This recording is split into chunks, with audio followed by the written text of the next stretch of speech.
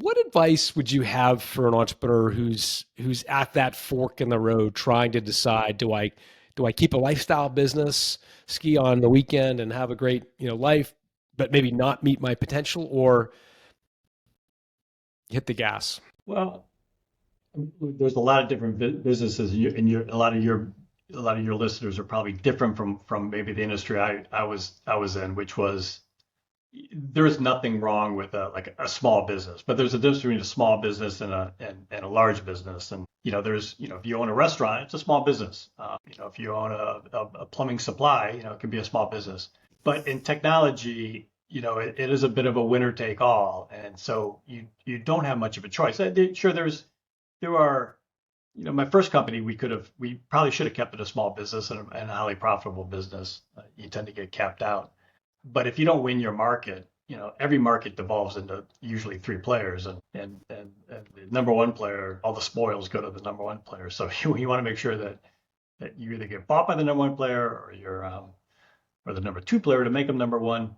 But if you want to, look, if you're in an industry where you have to get big in order to survive, you're going to have to bring on capital. I think a lot of, I give the speech a lot about dilution. People are always worried about getting diluted, or they're worried about control. On the control side is that you're CEO, you're the founder. Don't confuse ownership with control. I mean, you control the company. You're running the company. Investors' worst nightmare is having to come in and replace you and take over a company. That's a bad investor business model. So that rarely happens. When you hear stories like that, and you'll hear stories, there's usually a pretty good reason for it. CEO is not doing a good job. I think people are probably unjustly paranoid about that. And then dilution is just a meaningless. I end up with 5% of Doubleclick by the time it's sold to the private equity firm. Do you want to own 100% of nothing, or do you want to own 5% of a billion-dollar company? It's really about, is your value worth it? The challenge I always give companies, like, okay, we're going to invest. Typical dilution in a company is 20%. Do you think that this money that we're going to give you, this, let's say $1 million, is going to increase your value more than 20%? If the answer is yes, then it's a no-brainer. You take the money.